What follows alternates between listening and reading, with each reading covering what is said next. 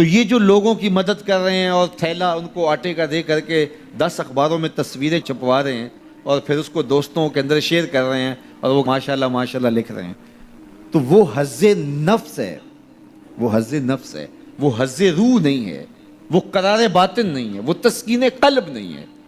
تو عبادات کا ایک سرور ہے، ایک لطف ہے، حلاوت ہے، ایک مٹھاس ہے جو اہل ایمان کو حیات طیبہ کی صورت میں نصیب ہوتی ہے۔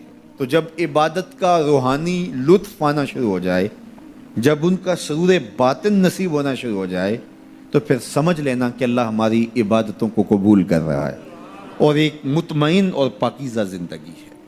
اللہ اکبر۔ ارشاد فرمایا وَمَن يَتَّقِ اللَّهَ يَجْعَل لَّهُ مَخْرَجًا، جو اللہ تعالیٰ سے ڈرنا سیکھ جاتا ہے، اللہ تعالیٰ کے احکام کو بجا لانے کی کوشش میں لگ جاتا ہے، یجعل لہ مخرجا، اللہ اس کو مشکلوں سے، مصائب سے، آلام سے، تکلیفوں سے نکلنے کے راستے نصیب کر دیتا ہے۔ زندگی مشکلات کا نام ہے، زندگی کوئی آسان نہیں۔ وہ کسی نے کہا تھا زندگی ہے یا کوئی طوفان ہے، ہم تو اس جینے کے ہاتھوں مر چلے۔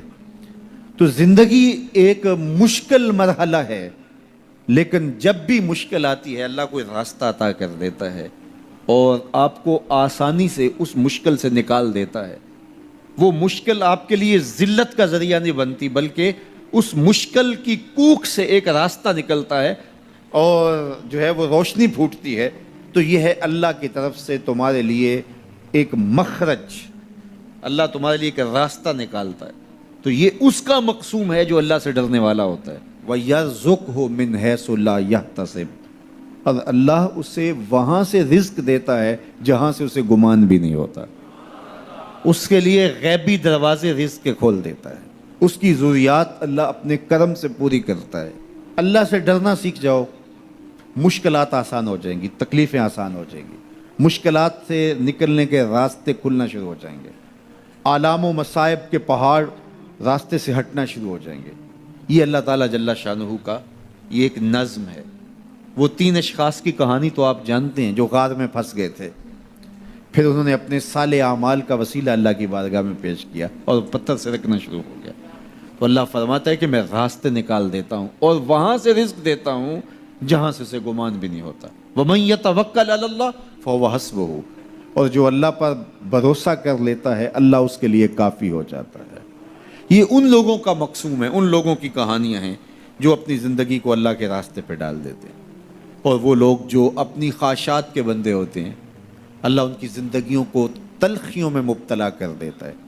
دولت کے باوس وہ اذیتوں میں زندگی بسر کرتے ہیں۔ ارشاد فرمایا وَمَنْ أَعْرَضَ عَنْ ذِكْرِي، جو میرے ذکر سے اعراض کرے، میری یاد سے منہ پھیر لے، میرے بتائے ہوئے احکام پر عمل کرنے کی بجائے ان سے روگردانی کرنے کا مزاج پیدا کر لے، فَإِنَّ لَهُ مَعِيشَةً ضَنْكَ، ہم اس کی معیشت تنگ کر دیتے ہیں۔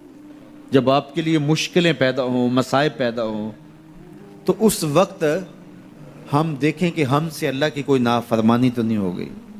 جب اس کی نافرمانی ہوتی ہے تو پھر آپ پر مشکلات آتی ہیں، آپ کی معیشت تنگ ہوگی، آپ کی اولاد نافرمان ہونا شروع ہو جائے گی، آپ کے معاملے پیچیدہ ہونے شروع ہو جائیں گے، لوگوں سے الجھاؤ پیدا ہونے شروع ہو جائیں گے، اور مخلوق خدا سے آپ کی دوریاں اور جو ہے وہ لوگوں کے دلوں میں آپ کے لیے نفرت کے جذبات پیدا ہونا شروع ہو جائیں گے۔ یہ دلیل ہے کہ آپ سے کوئی ایسی بات ہوگی جس سے آپ کا رب آپ سے ناراض ہے، اور جب آپ کا رب آپ سے راضی ہوتا ہے تو آپ کے لیے راہیں کشادہ ہونا شروع ہو جاتی ہیں، راستے کھلنا شروع ہو جاتے ہیں۔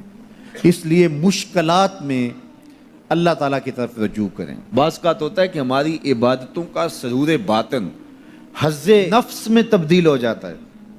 ہم سمجھ رہے ہوتے ہیں کہ یہ سرور آ رہا ہے، یہ سرور باطن نہیں ہوتا، یہ حظ نفس ہوتا ہے۔ آپ کوئی نیک کام کر رہے ہیں اور پھر اس کی نمائش بھی آپ ساتھ کر رہے ہیں، تو اس سے آپ کے نفس کو ایک سرور ملے گا، نفس خوش ہوگا، وہ ایک پھل جھڑی کی طرح ہوتا ہے۔ ایسے آپ کو ایک نشہ آیا اور وہ آپ نے سمجھا شاید یہ میرے باطن کا سرور ہے۔ باطن کا سرور تو ایک بہت بڑی دولت ہے، وہ پھل جھڑی کی طرح نہیں ہوتا، وہ اندر طمانینت کو اتار دیتا ہے اور نفس کو نفس مطمئنہ بنا دیتا ہے۔